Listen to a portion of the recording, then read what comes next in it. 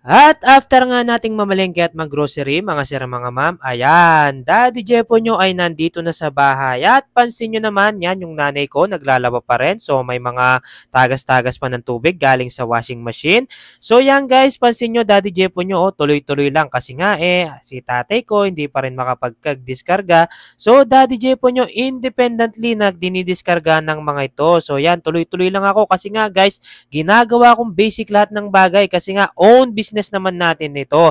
At ayun, tapos na nating diskargahan ang ating mga pinamili. So, bali after nyan guys, eto magwa-water break lang tayo at tayo magtutuloy-tuloy na sa ating mga gagawin kasi nga mamaya magsusundo pa tayo. So, yan guys, tinuloy-tuloy ko na to. Grabe, talagang kailangan nating mag-hustle ng mag-hustle para sa ating mga pangarap. At ako'y lagi nagpapasalamat kay Lord guys kasi nga sobrang dami ng ginagawa ko at laging busy tayo sa tindahan.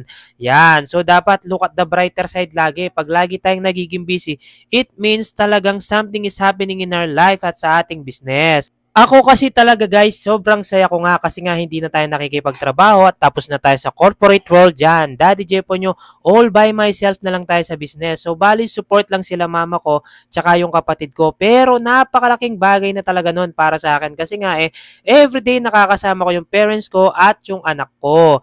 And sana hoping someday we never know, diba? Malay nyo, pati si mami, lagi ko na rin makasama. So yan, laging tuloy-tuloy lang talaga dapat tayo para sa ating mga pangarap. At ayun, nandito na tayo sa pag-check ng resibo. So ayan, Daddy Jepo nyo, tuloy-tuloy lang. Siyempre mapapagod pero hindi susuko mga kasari para talaga sa ating mga pangarap. So laging tuloy-tuloy lang tayo. Ako talaga guys, pansin nyo naman talaga napaka-hardworking natin. Alam ko naman ganun din kayo kaya lagi lang po tayo magtuloy-tuloy. At eto guys, balik tayo sa pag-aayos. Ano na naman na pagsabi ko? Sana'y patuloy ko kayong nai-inspire.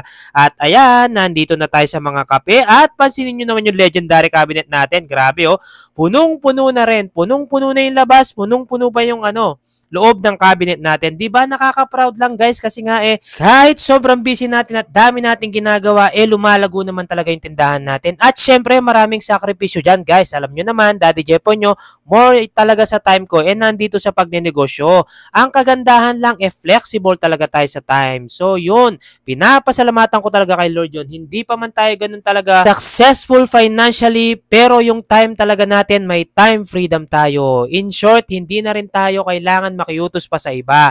So yan talaga nakaka-proud lang guys. So patapos na ako dito. So may natira pang konti. So itutuloy na lang natin mamaya. So yun lamang. Bye-bye. Finger heart kayo sa akin. Bye-bye.